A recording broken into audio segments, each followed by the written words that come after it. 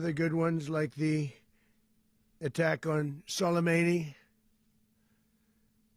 the attack on al-Baghdadi, and the obliteration and decimation of the Iran nuclear sites just recently in an operation known as Midnight Hammer,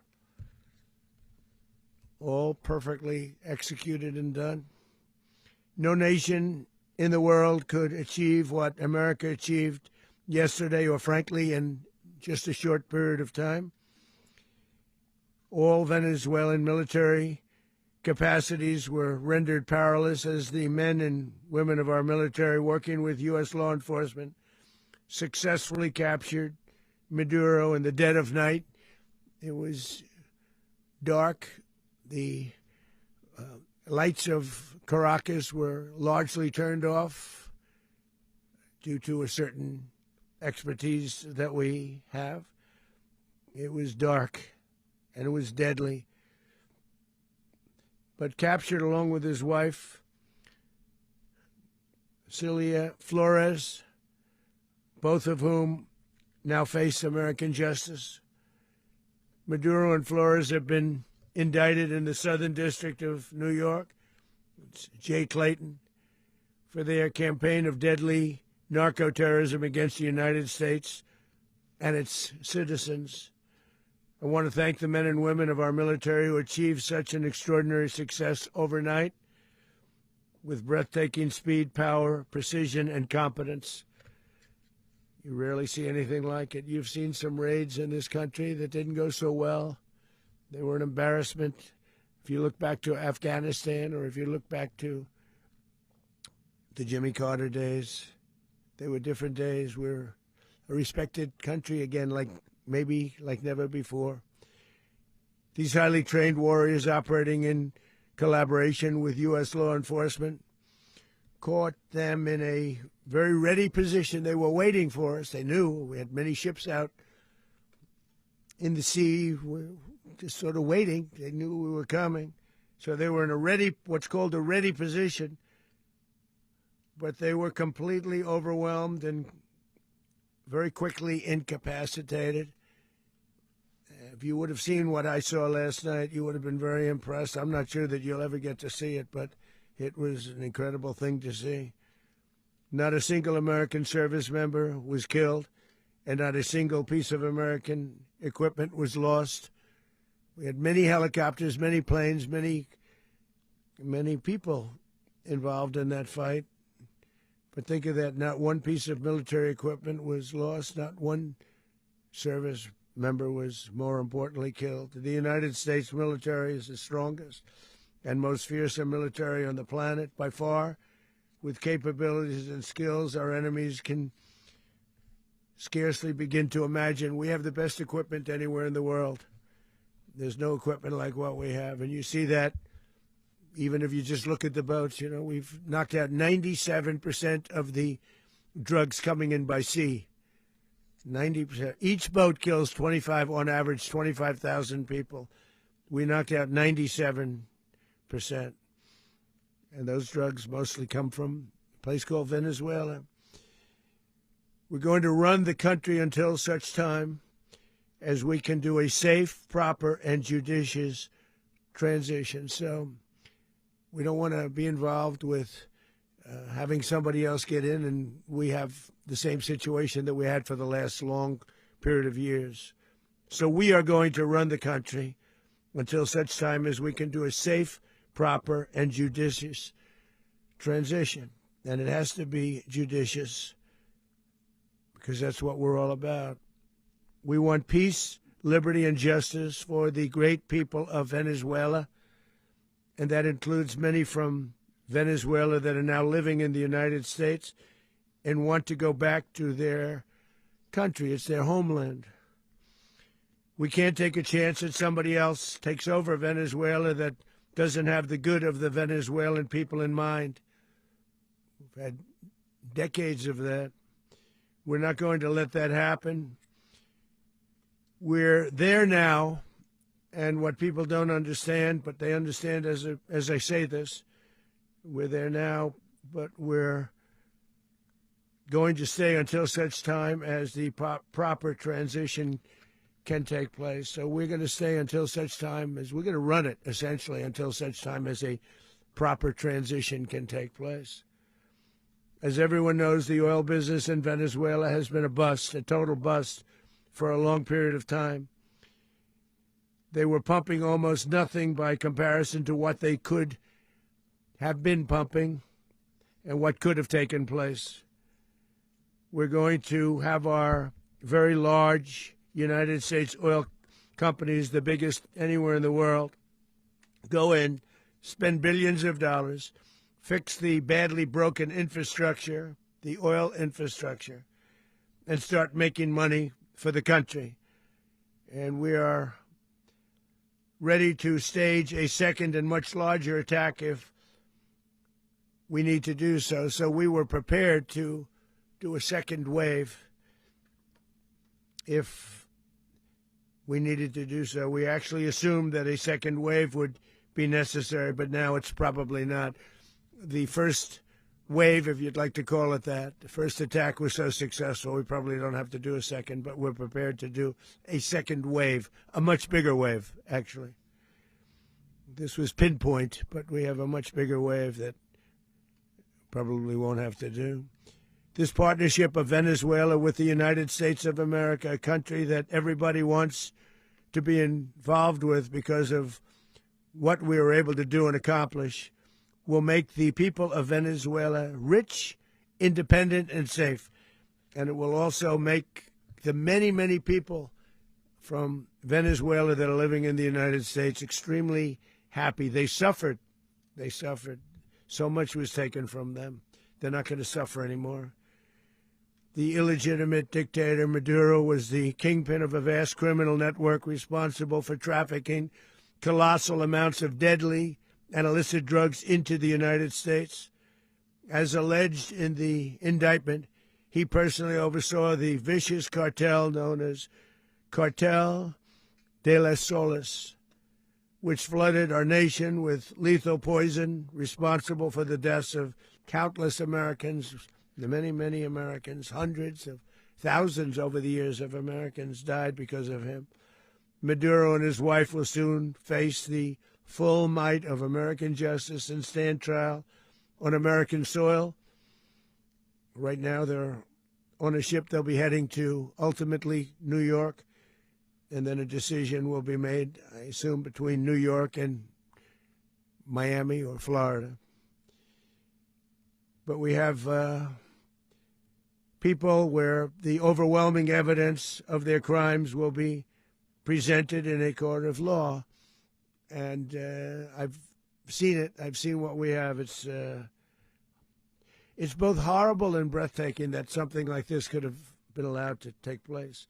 For many years after his term as president of Venezuela expired, Maduro remained in power and waged a ceaseless campaign of violence, terror, and subversion against the United States of America, threatening not only our people, but the stability of the entire region. And you all saw it. In addition to trafficking gigantic amounts of illegal drugs that inflicted untold suffering and human destruction all over the country, all over in particular the United States, Maduro sent savage and murderous gangs, including the bloodthirsty prison gang Tren de Aragua, to terrorize American communities nationwide. And he did indeed. They were in Colorado. They took over apartment complexes. They cut the fingers off people if they called police.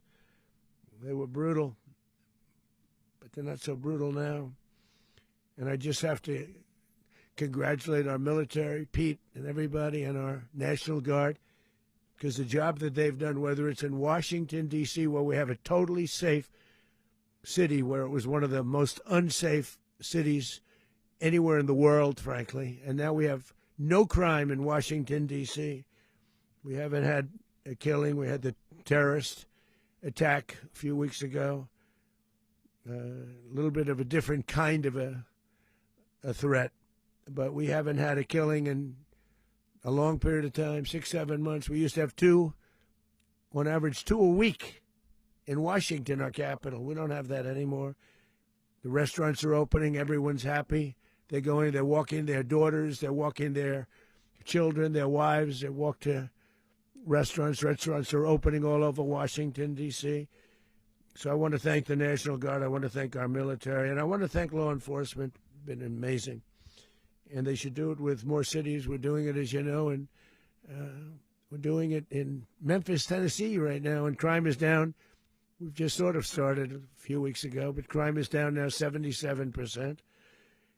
And the governor of Louisiana called, great person, and he wanted us to help him, as you know, in a certain very nice part of Louisiana. And we have done that. And it was a rough section, and we have crime down. I understand it's down to almost nothing already after 2.5 weeks. New Orleans, it's down to almost nothing, and we've only been there for 2.5 weeks. Can't imagine why governors wouldn't want us to help. We also helped, as you know, in Chicago, and crime went down a little bit there. We did a very small help because we had no working ability with the governor. The governor was a disaster, and the mayor was a disaster, but it knocked down crime. But we're pulling out of there. When they need us, we'll know. You'll know. You'll be writing about it. And likewise, Los Angeles, where we saved Los Angeles early on, where the head of the police department made a statement that if the federal government didn't come in, we would have lost Los Angeles. That's long after the fires. That's when they had the riots in Los Angeles. We did a great job. Got no credit for it whatsoever, but that's okay. It doesn't matter. We don't need the credit. But we'll be pulling out when they need us. They'll call, or we'll go back if we have to. We'll go back. But we did a great job in various cities. But the place that we're very proud of is Washington, D.C., because it's our nation's capital. We took it from being a crime-ridden mess to being one of the safest cities in the country. But the gangs that they sent raped, tortured, and murdered American women and children. They were in all of the cities I mentioned, Tren de Aragua. And they were sent by Maduro to terrorize our people, and now Maduro will never again be able to threaten an American citizen or anybody from Venezuela. There will no longer be threats. For years I've highlighted the stories of those innocent Americans whose lives were so heartlessly robbed by this Venezuelan terrorist organization. Really one of the worst. One of the worst, they say the worst. Americans like 12-year-old Jocelyn Nungary from Houston. Beautiful Jocelyn Nungary, what happened to her? They, as you know, they kidnapped, assaulted, and murdered by Tren de Aragua animals. They murdered Jocelyn and left her dead under the bridge. There was a bridge that will never be the same to so many people after seeing what happened. As I've said many times, the Maduro regime emptied out their prisons, sent their worst and most violent monsters into the United States to steal American lives. And they came from mental institutions and insane asylums. They came from prisons and jails. The reason I say both, they sound similar. Actually, prisons a little bit more hostile, a little bit tougher.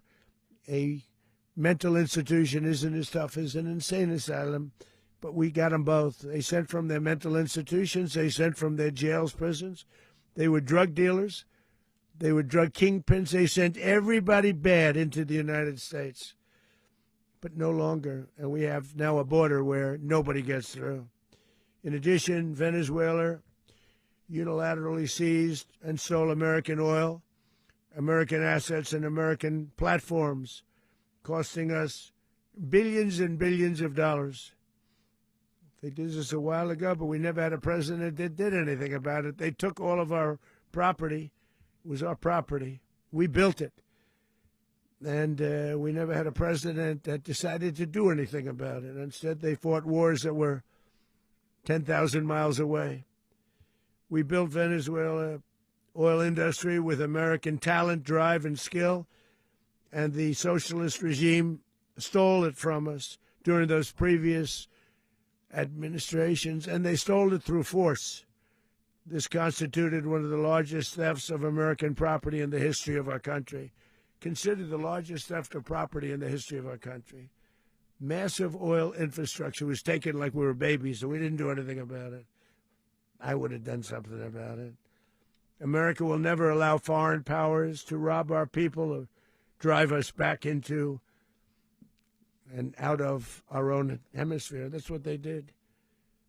Furthermore, under the now deposed dictator Maduro, Venezuela was increasingly hosting foreign adversaries in our region and acquiring menacing offensive weapons that could threaten U.S. interests and lives. And they used those weapons last night. Potentially in league with the cartels operating along our border. All of these actions were in gross violation of the core principles of American foreign policy, dating back more than 2 centuries. And not anymore. All the way back, it dated to the Monroe Doctrines. And the Monroe Doctrine is a big deal. But we've superseded it by a lot. By a real lot. They now call it the Monroe Document. I don't know. It's Monroe Doctrine. We sort of forgot about it. It was very important, but we forgot about it. We don't forget about it anymore. Under our new national security strategy, American dominance in the Western Hemisphere will never be questioned again. Won't happen. So just in concluding, for decades, other administrations have neglected or even contributed to these growing security threats in the Western Hemisphere. Under the Trump administration, we are reasserting American power in a very powerful way in our home region. And our home region is very different than it was just a short while ago. The future will be, and we did this in my first term. We had great dominance in my first term, and we have far greater dominance right now. Everyone's coming back to us. The future will be determined by the ability to protect commerce and territory and resources that are core to national security. These are core to our national security. Just like tariffs are, they've made our country rich, and they've made our national security stronger than ever before. But these are the iron laws that have always determined global power, and we're going to keep it that way. We will secure our borders. We will stop the terrorists. We will crash the cartels, and we will defend our citizens against all threats, foreign and domestic. Other presidents may have lacked the courage or whatever to defend America, but I will never allow terrorists and criminals to operate with impunity against the United States. This extremely successful operation should serve as warning to anyone who would threaten American sovereignty or endanger American lives. Very importantly, the embargo on all Venezuelan oil remains in full effect.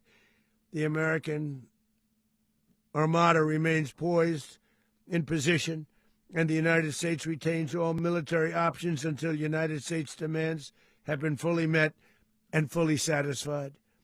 All political and military figures in Venezuela should understand what happened to Maduro can happen to them, and it will happen to them if they aren't just fair, even to their people. The dictator and terrorist, Maduro, is finally gone, and Venezuela people are free. They're free again. It's been a long time for them, but they're free. America is a safer nation. This morning, it's a prouder nation this morning because it didn't allow this horrible person and this country that was doing very bad things to us. It didn't allow it to happen. And the Western Hemisphere is right now a much safer place to be. So I want to thank everybody for being here. I want to thank General Raisin Kane. He's a fantastic man. I've worked with a lot of generals. I worked with some I didn't like. I worked with some I didn't respect. I worked with some that just weren't good. But this guy is fantastic. I watched last night one of the most precise attacks on sovereignty. I mean, it was an attack for justice. And I'm very proud of him, and I'm very proud of our Secretary of War, Pete Hegseth, who I'm going to ask to say a few words. Thank you very much.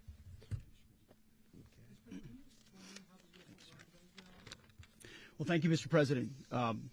Finally, a commander-in-chief the world respects and the American people deserve. And as the president said, words can barely capture the bravery and the power and the precision of this historic operation. A massive joint military and law enforcement raid flawlessly executed by the greatest Americans our country has to offer. American warriors are second to none, the best in the world and the best of our country. What all of us witnessed last night was sheer guts and grit, gallantry, and glory of the American warrior. I'm simply humbled by such men. And I tip my hat to our chairman, Dan Raisin Kane, and all those Americans who stood watch last night. Our warriors are the elite of America, and again, President Trump has your back. No other country on planet Earth, and it's not even close, could pull this kind of operation off. And no other president has ever shown this kind of leadership, courage, and resolve, the most powerful combination the world has ever seen. As the president said, our adversaries remain on notice. America can project our will anywhere, anytime. The coordination, the stealth, the lethality, the precision, the very long arm of American justice, all on full display in the middle of the night. Nicolas Maduro had his chance, just like Iran had their chance, until they didn't and until he didn't. He effed around, and he found out. President Trump is deadly serious about stopping the flow of gangs and violence to our country, deadly serious about stopping the flow of drugs and poison to our people, deadly serious about getting back the oil that was stolen from us, and deadly serious about reestablishing American deterrence and dominance in the Western Hemisphere. This is about the safety, security, freedom, and prosperity of the American people. This is America first. This is peace through strength. And the United States War Department is proud to help deliver it. Welcome to 2026.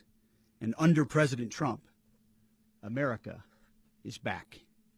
I'd like to welcome now our chairman, Chairman Raisin Kane, to give a few more details about the operation. Mr. Chairman. Thank you, Mr. Secretary. Thank you, Mr. President, and good morning. Last night, on the order of the President of the United States and in support of a request from the Department of Justice, as the President said, the United States military conducted an apprehension mission in Caracas, Venezuela, to bring to justice two indicted persons, Nicolas and Cecilia Maduro. This operation, known as Operation Absolute Resolve, was discreet, precise, and conducted during the darkest hours of January 2nd and was the culmination of months of planning and rehearsal, an operation that, frankly, only the United States military could undertake. What I'd like to do this morning is talk to you through some of the preparation and the details without compromising any of our tactics, techniques, and procedures. There is always a chance that we'll be tasked to do this type of mission again. Our interagency work began months ago and built on decades of experience of integrating complex air, ground, space, and maritime operations. While the past 2 decades have honed the skills of our special operations forces, this particular mission required every component of our joint force, with soldiers, sailors, airmen, Marines, and Guardians working in unison with our intelligence agency partners and law enforcement teammates in an unprecedented operation. We leveraged our unmatched intelligence capabilities and our years of experience in hunting terrorists, and we could not have done this mission without the incredible work by various intelligence agencies, including the CIA, NSA, and NGA. We watched, we waited, we prepared, we remained patient and professional. This mission was meticulously planned, drawing lessons from decades of missions over the last many years, many missions over these last many years. This was an audacious operation that only the United States could do. It required the utmost of precision and integration within our joint force. And the word integration does not explain the sheer complexity of such a mission. An extraction so precise it involved more than 150 aircraft launching across the Western Hemisphere in close coordination, all coming together in time and place to layer effects for a single purpose: to get an interdiction force into downtown Caracas while maintaining the element of tactical surprise. Failure of one component of this well-oiled machine would have endangered the entire mission, and failure is never an option for America's joint force. Those in the air over Caracas last night were willing to give their lives for those on the ground and in the helicopters. Let me talk a little bit about the preparation. After months of work by our intelligence teammates to find Maduro and understand how he moved, where he lived, where he traveled, what he ate, what he wore, what were his pets, in early December, our force was set pending a series of aligned events. Key was choosing the right day to minimize the potential for civilian harm and maximize the element of surprise, and minimize the harm to the indicted personnel so, as the president said, they could be brought to justice. And as the president said earlier today, weather in Venezuela is always a factor this time of the year. And over the weeks through Christmas and New Year's, the men and women of the United States military sat ready, patiently waiting for the right triggers to be met and the president to order us into action. Last night, the weather broke just enough, clearing a path that only the most skilled aviators in the world could maneuver through. Ocean, mountain, low cloud ceilings, but when tasked with a mission, this organization does not quit. At 10:46 p.m. Eastern Time last night, the president ordered the United States military to move forward with this mission. He said to us, and we appreciated it, Mr. President, good luck and Godspeed. And those words were transmitted to the entire joint force. Over the course of the night, aircraft began launching from 20 different bases on land and sea across the Western Hemisphere. In total, more than 150 aircraft, bombers, fighters, intelligence, reconnaissance, surveillance, rotary wing were in the air last night. Thousands and thousands of hours of experience were airborne. Our youngest crew member was 20, and our oldest crew member was 49, and there's simply no match for American military might. As the night began, the helicopters took off with the extraction force, which included law enforcement officers, and began their flight into Venezuela at 100 feet above the water. As they approached Venezuelan shores, the United States began layering different effects provided by Spacecom, Cybercom, and other members of the interagency to create a pathway. Overhead, those forces were protected by aircraft from the United States Marines, the United States Navy, the United States Air Force, and the Air National Guard. The force included F-22s, F-35s, F-18s, EA-18s, E-2s, B-1 bombers, and other support aircraft, as well as numerous remotely piloted drones.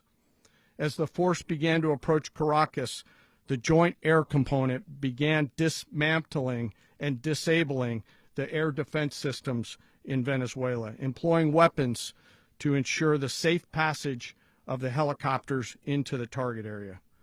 The goal of our air component is, was, and always will be to protect the helicopters and the ground force and get them to the target and get them home. As the force crossed the last point of high terrain where they'd been hiding in the clutter, we assessed that we had maintained totally the element of surprise.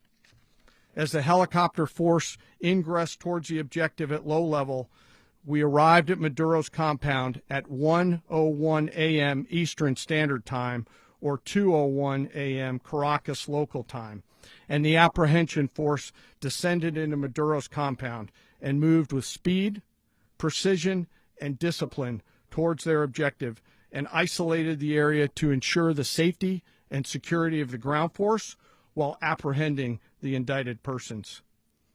On arrival into the target area, the helicopters came under fire, and they replied with that fire with overwhelming force in self-defense. One of our aircraft was hit but remained flyable, and as the President said earlier today, all of our aircraft came home, and that aircraft remained flyable during the rest of the mission. As the operation unfolded at the compound, our air and ground intelligence teams provided real-time updates to the ground force, ensuring those forces could safely navigate the complex environment without unnecessary risk. The force remained protected by overhead tactical aviation. Maduro and his wife, both indicted, gave up and were taken into custody by the Department of Justice, assisted by our incredible U.S. military with professionalism and precision, with no loss of U.S. life. After securing the indicted persons, the force began to prep for departure. Helicopters were called in to exfiltrate the extraction force, while fighter aircraft and remotely piloted aircraft provided overhead coverage and suppressive fire. There were multiple self-defense engagements as the force began to withdraw out of Venezuela. The force successfully exfiltrated and returned to their afloat launch bases, and the force was over the water at 3:29 a.m. Eastern Standard Time with indicted persons on board. And both Maduro and his wife were embarked aboard the USS Iwo Jima. In closing, what we've witnessed today is a powerful demonstration of America's joint force. We think, we develop, we train, we rehearse, we debrief, we rehearse again and again, not to get it right, but to ensure that we cannot get it wrong. Our jobs are to integrate combat power so when the order comes, we can deliver overwhelming force at the time and the place of our choosing against any foe anywhere in the world. I am immensely proud today of our joint force and filled with gratitude to represent them here today. There is simply no mission too difficult for these incredible professionals and the families that stand by them and support them. As we stand here this morning, our forces remain in the region at a high state of readiness, prepared to project power, defend themselves, and our interests in the region. This operation is a testament to the dedication and unwavering commitment to justice and our resolve to hold accountable those who threaten peace and stability. In closing, I want to express my heartfelt gratitude to the brave men and women who executed this mission. Their courage and tireless commitment to our nation are what makes us strong. Thank you, Mr. Secretary, and thank you, Mr. President. Well, I don't have much to add to what you've heard now, other than the following points. Nicolas Maduro was indicted in 2020 in the United States. He is not the legitimate president of Venezuela. That's not just us saying it. The first Trump administration, the Biden administration, the second Trump administration, none of those three recognized him. He's not recognized by the European Union and multiple countries around the world. He is a fugitive of American justice with a $50 million reward, which I guess we saved $50 million. And make sure. Yeah, exactly. But don't let anybody claim it. Nobody deserves it but us. But I want to be clear about one thing. Nicolas Maduro had multiple opportunities to avoid this. He was provided multiple very, very, very generous offers and chose instead to act like a wild man, chose instead to play around. And the result is what we saw tonight. The other message here is the following. You have a guy, like many people around the world, they like to play games. You have a guy who decides he's going to invite Iran into his country, is going to, do the confiscation of American oil companies, is going to flood our country with gang members, is going to take Americans prisoner and try to hold them for hostage and trade them like he was able to do with the Biden administration. Basically likes to play games all this time and thinks nothing's going to happen. And I hope what people now understand is that we have a president. The 47th president of the United States is not a game player. When he tells you that he's going to do something, when he tells you he's going to address a problem, he means it. He actions it. I can tell you, I've watched this process now for 14, 15 years, been around it. Everybody talks. I'm going to do this. I'm going to do that. When I get there, we're going to do this. We're going to take. This is a president of action. Like, I don't understand yet how they haven't figured this out. And now, if you don't know, now you know. because this is the way it's going to play out. And I think people need to understand that this is not a president that just talks and does letters and press conferences. And, if he says he's serious about something, he means it. And this is something that was a direct threat to the national interest of the United States, and the president addressed it. There's a president of peace, by the way. I told you what I just said earlier. This guy had multiple opportunities to find his way somewhere else and figure out another. He could have been living somewhere else right now, very happy, but instead he wanted to play big boy. And so now, he's got other sets of problems on his hands. And but I think that the message here should be for the world. Look, the president doesn't go out looking for people to pick fights with. He's not generally wants to get along with everybody. We'll talk and meet with anybody, but don't play games. Don't play games with this president's in office, because it's not going to turn out well. And so I hope that I guess that lesson was learned last night, and we hope it'll be instructive moving forward. Is that a message for Cuba, Mr. President?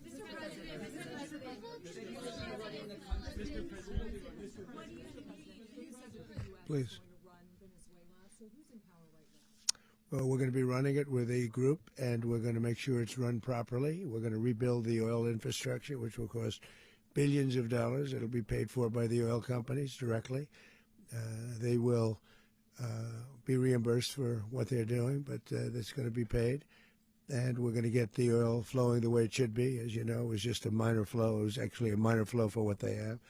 But we're going to run it properly, and we're going to make sure the people of Venezuela are taken care of. We're going to make sure the people that were forced out of Venezuela by this thug are also taken care of. President, does the U.S. running the country mean that U.S. troops will be on the ground? How will that work? Well, they always say boots on the ground. So we're not afraid of boots on the ground if we have to have. We had boots on the ground last night at a very high level, actually. We're not afraid of it. We don't mind saying it. But we're going to make sure that that country is run properly. We're not doing this in vain. This is a very dangerous attack. This is an attack that could have gone very, very badly. Could have gone very badly. We could have lost a lot of people last night. We could have lost a lot of dignity. We could have lost a lot of equipment. The equipment is less important, but we could have lost a lot. And we're going to make sure that this is proper. We're there now. We're ready to go again if we have to. We're going to run the country right. It's going to be run very judiciously, very fairly. It's going to make a lot of money. We're going to give money to the people. We're going to reimburse people that were taken advantage of. We're going to take care of everybody. It's very important. We couldn't let them get away with it. They stole our oil. We built that whole industry there, and they just took it over like we were nothing. And we had a president that decided not to do anything about it. So we did something about it. We're late, but we did something about it. Yeah, please. Mechanism by which you're going to run the country? Are you going to designate a U.S. official to coordinate? Yes, it's all being done right now. We're designating people. We're talking to people. We're designating various people, and we're going to let you know who those people are. Would run Venezuela? Well, it's largely going to be, for a period of time, the people that are standing right behind me. We're going to be running it. We're going to be bringing it back. It's a dead, I talk about a dead country. A year and a half ago, we were a dead country. Now we're the hottest country anywhere in the world. We're a country doing better than any country anywhere in the world. And it required leadership. Venezuela has a lot of bad people in there, a lot of bad people that shouldn't be leading. We're not going to take a chance that one of those people take over for Maduro. So you can look at, and others, we have fantastic people, including people in the military.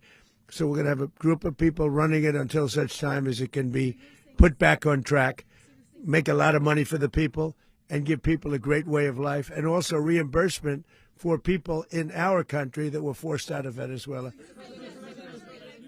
Rubio would be... You said earlier today that you weren't going to back Machado to come back and be the opposition leader in your Fox and Friends interview. And then you also mentioned the vice president of Venezuela. Are you going to work with the vice president of Venezuela, or how do you foresee the relationship going? I understand she was just sworn in, but she was, as you know, picked by Maduro. So Marco's working on that directly. He just had a conversation with her, and she's essentially willing to do what we think is necessary to make Venezuela great again. Very simple. Mr. President, Colombian President Gustavo Petro, a couple weeks ago, he said he's got to watch his ass. And today he said he's not concerned about anything happening to him in the aftermath of this operation. So just what your message is well, about he that. has cocaine mills. He has factories where he makes cocaine. And, yeah, I think I stick by my first statement. He's making cocaine. They're sending it into the United States. So he does have to watch his ass. Mr. President, did you notify any members of Congress in advance? Marco, do you want to talk about that? Because you were involved in it. Sure. We called members of Congress immediately after. This was not the kind of mission that you can do congressional notification on. It was a trigger-based mission in which conditions had to be met night after night. We watched and monitored that for a number of days. So it's just simply not the kind of mission you can call people and say, hey, we may do this at some point in the next 15 days. But it's largely a law enforcement function. Remember, at the end of the day, at its core, this was an arrest of 2 indicted fugitives of American justice, and the Department of War supported the Department of Justice in that job. Now, there are broader policy implications here, but it's just not the kind of mission that you can pre-notify because it endangers the mission. Plus, if I could add one thing to that, Congress has a tendency to leak. This would not be good. If they leaked, General, I think it would have been maybe a very different result. But I have to say, they knew we were coming at some point, you know. A lot of ships out there, they sort of knew we were coming. We went through. But Congress will leak, and we don't want leakers. People to watch this all play out live. What was Maduro doing when the U.S. forces entered what I assume would be his home? And also, was there any point where the U.S. was considering if Maduro pushed back or resisted killing Maduro? It could have happened. It could have happened. He was trying to get into a safe place. You know what a safe place is, all steel. And he wasn't able to make it to the door because our guys were so fast. They went through the opposition so fast. And there was a lot of opposition. You know, people were wondering, do we get them by surprise? Sort of surprised, but they were waiting for something. It was a lot of opposition. There was a lot of gunfire. You saw some of it today. But he was trying to get to a safe place, which wasn't safe because we would have had the door blown up in about 47 seconds, they say on average, regardless of how thick the steel was. It was a very thick door. It was a very heavy door, but he was unable to get to that door. He made it to the door. He was unable to close it. Go ahead, finish. To be in the time being right now, do you know his exact Well, whereabouts? eventually, ultimately, in the near future, he's going to be brought to New York. And where is he going to be held? Where is he going to be held in New York? Do you know? That's going to be up to the officials that do these things. Mr. President, the U.S. has something of a mixed track record of ousting dictators without necessarily a plan for what comes afterwards. Not with Did me. that weigh on your decision? Well, that's when we had different presidents, but with me, that's not true. With me, we've had a perfect track record of winning. We win a lot, and we win. If you look at Soleimani, you look at al-Baghdadi, you look at the Midnight Hammer. Midnight Hammer was incredible. Right now, you wouldn't have peace in the Middle East. We have essentially peace in the Middle East because of that. If we weren't successful with Midnight Hammer, you wouldn't have peace in the Middle East. So, with me, you've had a lot of victory. You've had only victories. You've had no losses. Yeah.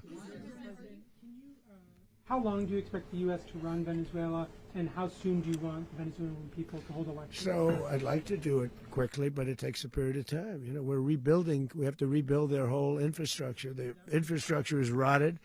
It's actually very dangerous. It's blow-up territory. Oil is very dangerous. It's a very dangerous thing to take out of the ground. It can kill a lot of people. It has killed a lot of people doing just that. The infrastructure is old. It's rotted. Much of it is stuff that we put there 25 years ago, and we're going to be replacing it. And we're going to take a lot of money out so that we can take care of the country. Yeah. Are you saying that Secretary Rubio and Mr. President, China, Russia, and Iran have interests in Venezuela. How does this operation affect your relationships with them when it comes to the oil and drugs? In terms of China and Russia, Russia when we get things straightened out. But in terms of other countries that want oil, we're in the oil business. We're going to sell it to them. We're not going to say we're not going to give it to them. In other words, we'll be selling oil probably in much larger doses because they couldn't produce very much because their infrastructure was so bad. So we'll be selling large amounts of oil to other countries, many of whom are using it now, but I would say many more will come.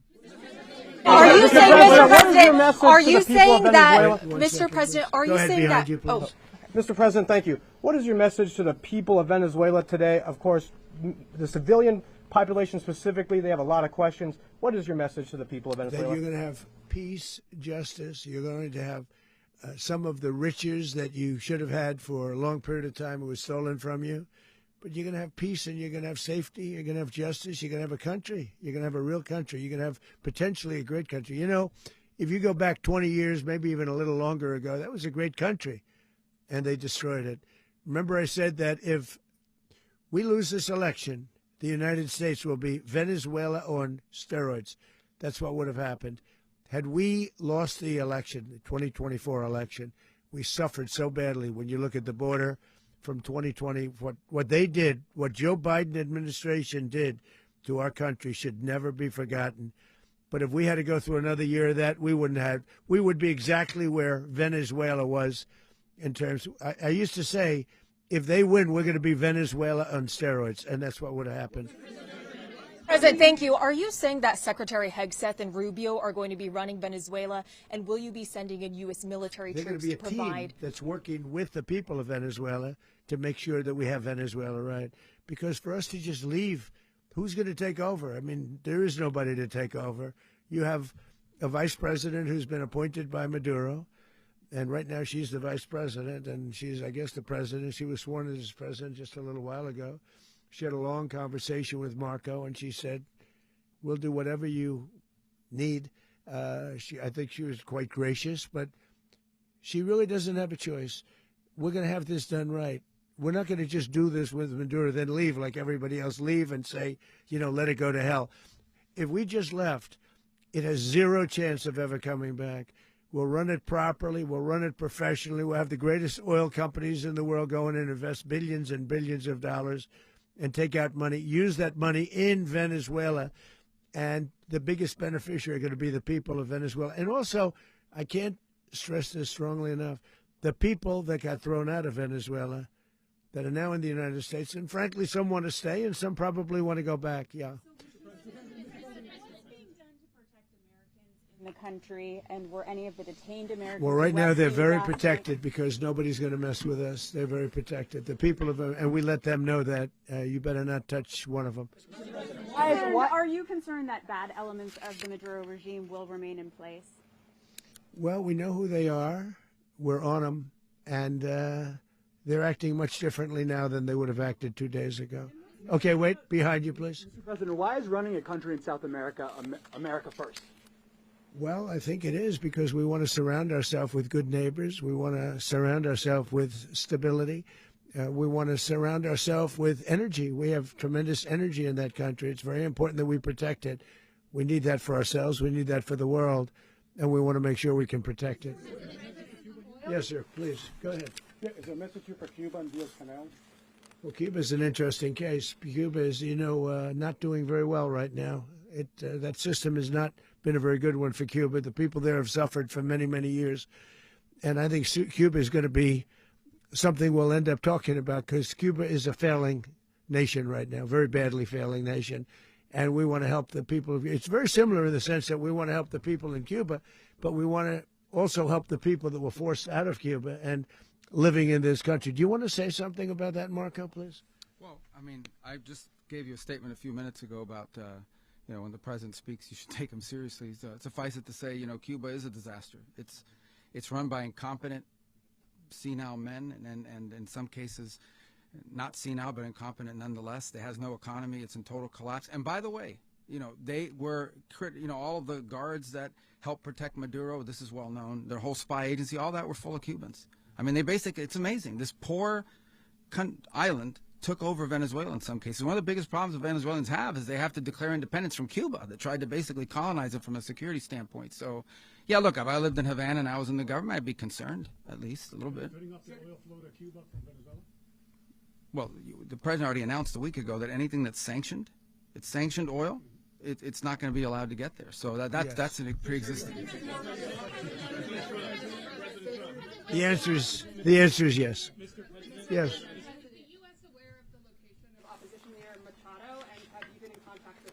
No, we haven't. No, we haven't. Mr. President.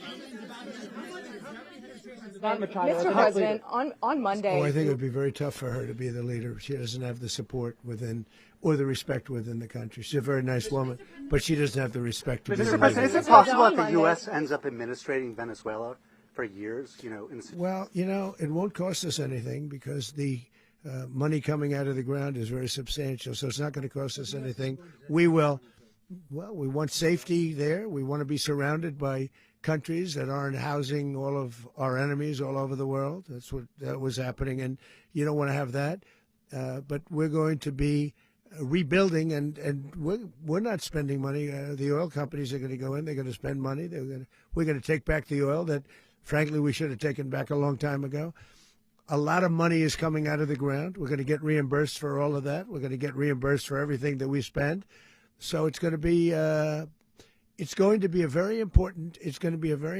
This is a very big evening that took place last night. We have to be surrounded by safe, secure countries, and we also have to have energy. Very important. We have to have energy that's real energy, not where they're getting 4% and 5% of the energy out of the ground. You take a look. It was such a disaster. So what's going to happen with Venezuela, I think, over the next period of a year is going to be a great thing, and the people of Venezuela will be the biggest beneficiaries. Going to send in U.S. military. Mr. President, thank you. What did you last speak to Maduro about when you spoke? And is the Well, US I don't want to get at war into with the Venezuela? conversations, but I did have conversations with him, and I said, you got to surrender. And I actually thought he was pretty close to doing so, but now he wished he did, yeah. You said that Maduro is responsible for drug trafficking. You recently pardoned the former president of Honduras who was convicted of many drug trafficking. Can you explain how these two situations are different? And would you ever pardon Maduro? I endorsed, as you know, the winning president, the man who won in Honduras. I endorsed the man who won in Chile. I endorsed the man who won in Argentina. And we are doing very well with that whole group. What the man that I pardoned was, if you could equate it to us, he was treated like the Biden administration treated a man named Trump. That didn't work out too well for them. This was a man who was persecuted very unfairly. He was the head of the country. He was persecuted very unfairly. And there are a number of them. And we felt that it was a very unfair situation that happened to him. He's also a party member of the man who won. So obviously the people liked what I did. And one of the reasons that was done is because of the fact that the party in power felt very strongly that that man was treated very badly. I studied it very quickly, and then I studied it in great detail. I went to a lot of the people standing behind me, and they felt that that man was persecuted and treated very badly. That's why I gave him a pardon. You referenced boots on the ground earlier. Can you just sort of button this up? Do you envision the U.S. military having a presence in Venezuela as the U.S. runs that Well, country? no, we're going to have a presence in Venezuela as it pertains to oil, because we have to have, we're sending our expertise in. So you may need something, not very much. But no, we're going to be taking out a tremendous amount of wealth out of the ground. And that wealth is going to the people of Venezuela and people from outside of Venezuela that used to be in Venezuela. And it goes also to the United States of America in the form of reimbursement for the damages caused us by that country. So I want to thank you all very much. Thank you. Do you have one? Yes, please. You were so nice before. I'm going to give you the final question. Go ahead. Thank you, Mr. Unless President. it's a bad question, in It's which about case I'll Putin. go one word. It's about who? It's about Putin, if you want. About Putin. Well, that's Okay. always nice You had to a talk phone- about Putin. You had a phone call with him Yeah. on Monday. Did he talk at all about Maduro? Did y'all talk about this? No, we didn't. And We then- never spoke about Maduro. Are you mad at him right now? I mean, there's this I'm not intelligence. thrilled with Putin. I'm not thrilled with Putin. He's killing too many people. I thought that would be so. I settled 8 1/4 war. You know what the 1/4 was? Thailand and Cambodia. I did it again. They broke out, and I did it in about 5 hours, and I settled it. I'm giving myself 1/4, so I'm up to now 8 1/4. In other words, I settled the war, but then they broke out. They had a pretty bad breakout over the last 4 days. I got them to go back to peace, so I only give 1/4. I thought the easiest one would be, one of the easier ones would be Russia, Ukraine. It's not, and they both have done some pretty bad things. And look, that's Biden's war. That's not my war. but I want to stop the lives. Did you see where last month 30,000? It was 27,000 the month before. 30,000, mostly soldiers, were killed this last month. 30,000. I want to stop that. You know, I got NATO to pay 5% instead of the 2% that they weren't paying. They weren't paying 2%, now they pay 5%. And we send them a lot of munitions. We send them a lot of things, missiles and various other things, a lot. And they pay. The United States is not losing money. We're probably making money on that. It's the last thing I care about. I just want to stop all those people. We're losing 25,000, 30,000 human beings. They come from 2 places that are very far away. But if I can stop, because it's something I've been pretty good at doing, deals, I guess. It's all a deal. Life is a big deal. But if I can stop that war and stop 30,000 young people, in addition to the fact that people are being killed in Kiev, people are being killed in other cities throughout, a much smaller number, but they're being killed, viciously killed. So I'm not happy about it. I thought that would be something that would get solved. We have Mr. Witkoff here. I think that we're making progress, but that's a war that should have never happened. If I were president, it would have never happened. Putin says it. Everybody says it. If I were president, that would have never happened. But I inherited that war. That was Joe Biden, Zelensky, and Putin. I came into the situation, and it's a mess. And I will say this. I watched an operation last night that was so precise, that was so brilliant. I mean, it was incredible. If we had our people, like this general and our people involved, that war would not have gone on very long, that I can tell you.